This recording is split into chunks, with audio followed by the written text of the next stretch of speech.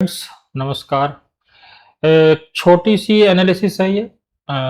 आप लोग साथ शेयर इसलिए करना चाहता हूँ क्योंकि मैं नोटिस कर रहा हूँ कि आप में से कई गिव अप नहीं करना चाह रहे हैं। मार्केट के हिसाब से डिसीजन मेकिंग और मार्केट के हिसाब से रिएक्ट करना, मतलब ठीक है, हम क्या कर सकते हैं जो सबसे बेहतरीन हो सकता है इस मार्केट में?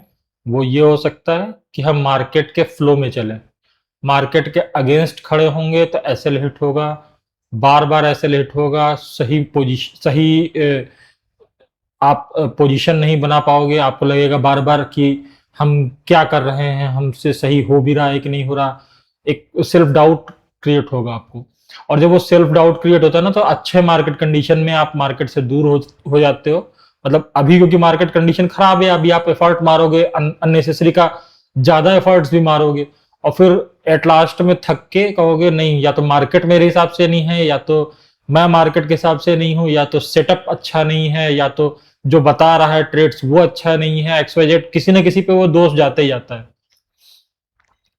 चीजें कैसे हैं, मार्केट को कैसे समझना है और मार्केट के हिसाब से ही ट्रेड लेना है, ये चीज जब आपके अंदर समझ आ जाएगी, इस चीज की डेवलप हो जाएगी, तो आप पहली बात तो दोष ढूंढना बंद करोगे। आपको पता होगा एग्जैक्टली दोष कहाँ है, दिक्कत क्या थी और मुझे अब क्या नहीं करना है। ठीक है, बहुत सिंपल सी चीजें हैं, बहुत सिंपल सी एनालिसिस में आपको मैं इस चीज को दिखाऊंगा। सिर्फ 3 ऐसे ब्रॉड मार्केट इंडेक्सेस हैं जिनको मैं आपको दिखाऊंगा, और आपको समझ में आ जाएगा कि क्यों अभी हमें ट्रेड्स अवॉइड करने चाहिए। जिसमें अच्छे प्रॉफिट में है, प्रॉफिट बुक कर लेना चाहिए। नए पोजीशन यदि बनाने हैं तो क्वांटिटी यदि 1/3 लेते थे नॉर्मली, जो भी आपका एक नॉर्मल एलोकेशन होगा जिसका 1/3 लेते थे, तो उसका भी 1/3 कर लेना समझदारी क्यों है। मैंने ये हमेशा ही लाइन बोली है, मार्केट सिचुएशन जैसी है उसके हिसाब से अपनी 1/3 स्ट्रेटजी को मॉडिफाई कर लेना चाहिए। ठीक है, तो आई होप मेरी बात आप समझ रहे होंगे। चलिए फर्दर यहाँ से आगे मैं समझाता हूँ क्या है और क्यों मैंने आप लोग के सामने भी ये वीडियो लेके आ रहा हूँ। देखिए सामने है जो चार्ट, ये है निफ्टी मिड कैप 150 का। निफ्टी मिड सेलेक्ट इसका चार्ट इसलिए नहीं लिया क्योंकि मैं सेलेक्टेड मार्केट सेक्टर को नहीं दिखाना चाह रहा हूँ, मैं दिखाना चाह रहा हूँ कि एक ब्रॉड मार्केट। ये निफ्टी 150 है, मिड कैप की 150 का चार्ट है। इस चार्ट ने कुछ समय पहले ऑल टाइम हाई बनाया था। आप मोस्टली सबको पता होगा, नहीं पता होगा तो मैं बता दूं। मिड कैप 150 का चार्ट ने, और मिड कैप इंडेक्स के किसी भी चार्ट में आप देखोगे एक ऑल टाइम हाई बना था, वो था 23,007। और ये दिन भी मैं बता दे रहा हूं आपको, ये था 29 मई को। एक अच्छा खासा रनिंग मोमेंटम डेवलप हुआ था पूरे मार्केट में, जो कि पिछले 1 से 2 महीने, 1.5 महीने के करीब चला है। मिड कैप, स्मॉल कैप और माइक्रो कैप में था ये।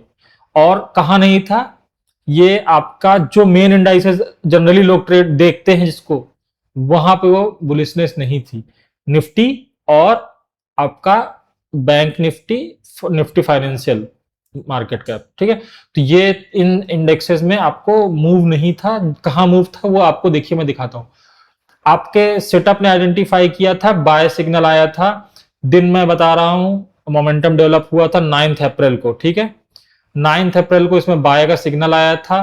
फिर ये एक हाई ऑलमोस्ट लास्ट टाइम के हाई के आसपास ही जाकर के इसने एग्जॉस्ट किया, और वापस इसमें पार्ट एग्जिट सिग्नल आया और फिर से एक एंट्री सिग्नल आया। ठीक है, यहां देखिए री बाय और इंक्रीज क्वांटिटी का सिग्नल आया। उसके नेक्स्ट डे इसने हाई, ऑल टाइम हाई बनाया, और बस वो दिन हो गया और आज का दिन हो गया, इसने यहाँ पे स्ट्रेंथ खोना शुरू कर दिया है। और फिर उसके बाद फाइनल एग्जिट सिग्नल भी आ गया है, जो कि 5 जून को आया था।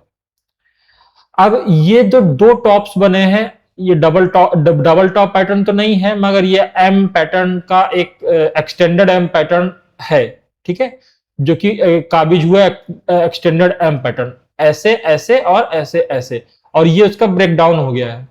तो ये खतरे की घंटी है, ब्रेकडाउन होना। और ये जो दो लेवल्स आपको दिख रहे होंगे, 23,007 ये ऑल टाइम हाई लेवल है, और उसके नीचे है 21,681। ये वो लेवल है कि यदि ये बीच हो जाएगा तो ये एक ठीक ठाक डाउनफॉल में जा सकता है।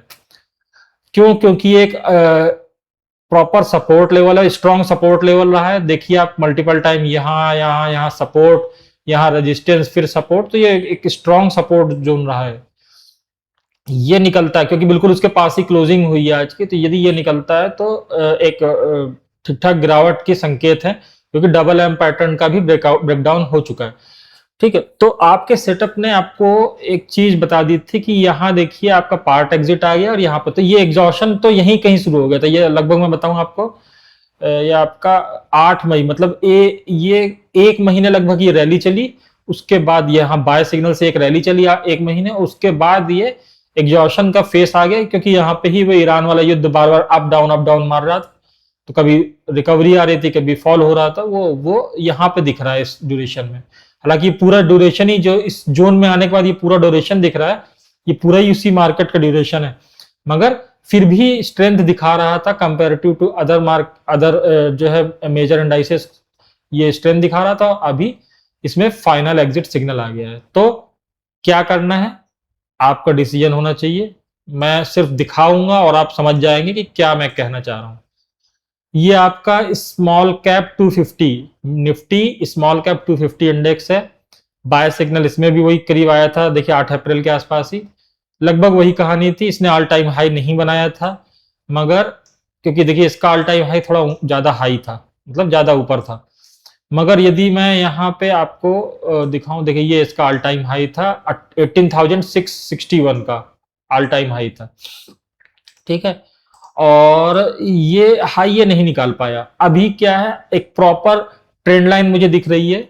यदि मैं चाहूं उसको मार्क करना तो वो कुछ ऐसी दिखेगी। ये वो ट्रेंड लाइन है, डॉटेड से हटा देता हूं ताकि आप लोगों को विजुअल हो।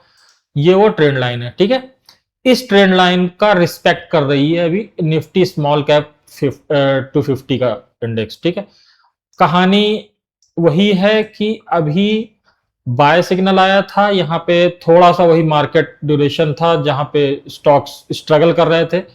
तो जो बहुत स्ट्रांग थे वो स्ट्रांग चार्ट्स थे, जो स्टॉक्स के बहुत स्ट्रांग चार्ट्स थे वो यहाँ परफॉर्म कर रहे थे इस ड्यूरेशन में। जो नहीं थे वो जो है यहाँ पे सरेंडर कर चुके हैं। तो ये करीब पिछले 1 महीने से जो थोड़ा सा आप लोग जिन्होंने 1 महीने के अंदर शुरू किया है, वो 1 महीने के अंदर वो इसी वजह से सक्सेस नहीं हो रहा अपने चार्ट्स को लेकर के, अपने पोजीशंस को लेकर के। उनके एसएल इसीलिए हिट हो रहे हैं क्योंकि पिछले 1 महीने से स्मॉल कैप और मिड कैप परफॉर्म नहीं कर रहा है, और मिड कैप, स्मॉल कैप और माइक्रो कैप भी परफॉर्म नहीं कर रहा है। आप उसका भी चार्ट देखिएगा। ठीक है, तो ये बाय सिग्नल आया, पार्ट एग्जिट और फाइनल एग्जिट सिग्नल आ गया, और आज ही आया फाइनल एग्जिट सिग्नल। ये नीचे के जो मेजर 2 लेवल है 16,443, 16,550, ये 2 मेजर सपोर्ट लेवल है। ब्रेकडाउन होगा तो एक अच्छा खासा फॉल देखने को मिल सकता है। तो कृपया करके अपनी पोजीशन में प्रॉफिट या छोटा मोटा लॉस, छोटा मोटा ही लॉस होना चाहिए, क्योंकि मैं 10% का एसएल बोलता हूं, वहां आप लोग नहीं करते हो तो वो आप लोग की कमी है, वो मेरे एंड से कोई कमी नहीं, ना सेटअप की कोई कमी मानी जाएगी, क्योंकि जो रूल है आप लोग फॉलो नहीं करोगे उसमें मेरी कमी नहीं है। 10% का एसएल यदि फॉलो किए होंगे तो निकल ही चुके होंगे जो गलत स्टॉक्स में एंटर कर गए होंगे। एक्चुअली स्टॉक्स गलत नहीं है, मैं आपको बताऊं, स्टॉक्स गलत नहीं है, टाइमिंग गलत है। इस चीज को हमेशा ध्यान रखिएगा। खासतौर से जो रिसेंट 1 महीने 1.5 महीने में जुड़े हैं उनको ये चीज ज्यादा फेस करने में दिख रही होगी, और वो मैं समझ सकता हूं कि वो किसी ना किसी तरीके से डिमोरलाइज तो हो ही रहूंगा आई थिंक। तो समझदारी ये है कि चीजों को देखिए, अपने आप जहां ट्रेड कर रहे हो उसका मेन इंडाइस क्या कह रहा है आपसे, तो वो समझना बहुत जरूरी है। ठीक है, ये हो गया निफ्टी स्मॉल कैप 250, और इसके बाद एक है निफ्टी माइक्रो कैप 250, और यहां पे भी वही कहानी है कंपैरेटिव, ये मिड कैप स्मॉल कैप से बेहतर है अभी तक। मगर एम पैटर्न यहां भी बना हुआ है, और एम पैटर्न का ब्रेकडाउन होगा यदि ये 22,915 से 22,542 के रेंज को निकाल देता है नीचे साइड को। तो ठीक है, इसको राउंड फिगर में कर लीजिए, मगर ये लेवल्स हैं। और यहाँ पे भी वही कहानी है स्मॉल कैप जैसी ही। देखिए यहाँ पे भी ये लगभग लगभग एक ट्रेंड लाइन का ही इसको रिस्पेक्ट करना चाहिए। उतना प्रॉपर नहीं होगा मगर हाँ होगा। देखिए मार्क करता हूँ, ये है वो ट्रेंड लाइन, और इसको रिस्पेक्ट करना चाहिए। इसका ऑल टाइम हाई भी जो है काफी ऊपर था, वो ऑल टाइम हाई में मार्क कर देता हूँ आपके सामने ही। ठीक है, ये है 26,474 ऑल टाइम हाई है इसका। तो ये इस वक्त की सूरत हाल है मार्केट की जहां हम लोग ट्रेड करते हैं। माइक्रो कैप की स्थिति बदतर नहीं है मगर हो सकती है, तो कुछ लोगों की क्योंकि माइक्रो कैप के स्टॉक्स में भी पोजीशन होगी तो वो हो सकता है थोड़ा बहुत परफॉर्म कर रहे हो, मगर वही बात है कि समय हो चुका है अपने प्रॉफिट्स पे, अपने लॉसेस पे बुक करके बाहर होना मार्केट पे, अपने कैपिटल पे बैठना वो समझदारी है और कैपिटल पे बैठने का टाइम है फिलहाल के लिए। वापस स्थितियां सुधरेंगी, इस ट्रेंड लाइन को ऊपर साइड पे यदि क्रॉस करता है कोई भी इंडाइस, मैंने मार्क कर दिया इसीलिए आप लोग के लिए, तो आपको वापस से वो प्रॉपर बुलिशनेस दिखाई देगी। फिलहाल एम का बैकडाउन निफ्टी माइक्रो कैप में नहीं हुआ है, निफ्टी स्मॉल कैप में भी नहीं हुआ है। ब्रेकडाउन लेवल वही है जो मैंने बताए थे नीचे के, ये ब्रेकडाउन तभी करेगा, मगर ये बुलिश भी तब होगा जब इस ट्रेंड लाइन को ऊपर से निकालेगा। और निफ्टी मिड कैप में ऑल टाइम हाई अभी इसने रिसेंट में बनाया था, तो अभी ये काइंड ऑफ इसमें बियरिशनेस है। आप इसको ज्यादा प्रॉपर देखेंगे तो एम की जगह हो सकता है आपको हेड एंड शोल्डर भी दिखाई दे। यदि इसको लाइन चार्ट पे करेंगे तो हो सकता है आपको दिखे, मगर इतना proper inverse head and shoulder नहीं है, इसलिए मैं नहीं कह रहा था। डबल टॉप ही मान कर चलिए, और एम पैटर्न मान के चलिए, डबल टॉप भी नहीं है प्रॉपर। तो चीजें क्लियर हैं। आप निफ्टी के चार्ट के बनिस्पत देखेंगे तो आपको फिर भी mid cap, small cap, micro cap ज्यादा बेहतर दिखाई देगा। ये आपका निफ्टी का है चार्ट, और ये इसके अंदर एक सिमेट्रिकल ट्रायंगल बन रहा है, मगर परफॉर्मेंस शून्य है। ठीक है, इसकी बदतर स्थिति, ज्यादा बदतर स्थिति में है ये निफ्टी। और बैंक निफ्टी में थोड़ा सा इंप्रूवमेंट की कंडीशंस बन रही है। यदि आप सेक्टर रोटेशन वाला डेली टाइम फ्रेम पे जाकर के सेक्टर रोटेशन में जाके देखेंगे तो इसकी स्थिति सुधरने जा रही है थोड़ी सी बैंक निफ्टी की, मगर इसका मतलब बिल्कुल भी ये नहीं है कि आप पोजीशन बनाने लगोगे इसमें, क्योंकि ओवरऑल मार्केट बदतर है। ठीक है, कब करना है, क्या करना है, छोटी छोटी पोजीशंस बनाइए, इतनी छोटी बनाइए कि उसका कष्ट ना हो। ठीक है, और बस फिलहाल के लिए यही है। बाहर होकर मार्केट से बैठ जाएंगे तो हो सकता है एक आध अच्छी पोजीशन निकल जाए, क्योंकि ऐसा नहीं है कि बहुत खराब बदतर मार्केट में स्टॉक्स परफॉर्म नहीं करते हैं, करते हैं, इंडिविजुअल्स करते हैं। तो वो इंडिविजुअल्स हम लोग ढूंढ लेते हैं। आपको पता है हम लोग ने ढूंढे भी हैं खराब से खराब मार्केट में। मैंने कई बार ऐसे चार्ट्स भी आप लोग के सामने रखे हैं जो बदतर से बदतर मार्केट में ही परफॉर्म कर रहे थे।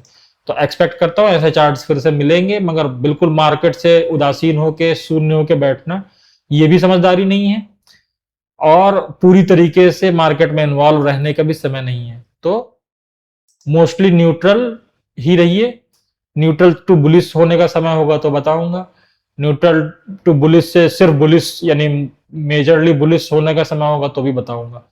ठीक है, थैंक यू। आई होप ये एक वैल्यू एडिशन होगा आपको समझदारी से यहाँ पे डिसीजन लेने के लिए, और एक्चुअली उनके लिए ज्यादा दिक्कत जो महसूस कर रहे हैं उनके लिए ज्यादा एक वैल्यू एडिशन होना चाहिए, ऐसा मेरा मानना है। और समझदारी क्या है, क्या हमें करना चाहिए, किसको दोष नहीं देना है, कौन दोषी है, वो ढूंढना बंद करिए। मार्केट ही आपके सामने है, स्ट्रक्चर मार्केट का खराब है, और इससे ज्यादा कुछ भी नहीं है।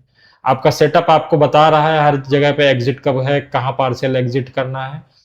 जब इंडाइसेस में ही प्रॉपर फुल एग्जिट निकल आया है तो स्टॉक्स में कैसे आप बुलिश हो सकते हो, सोचिएगा। Thank you.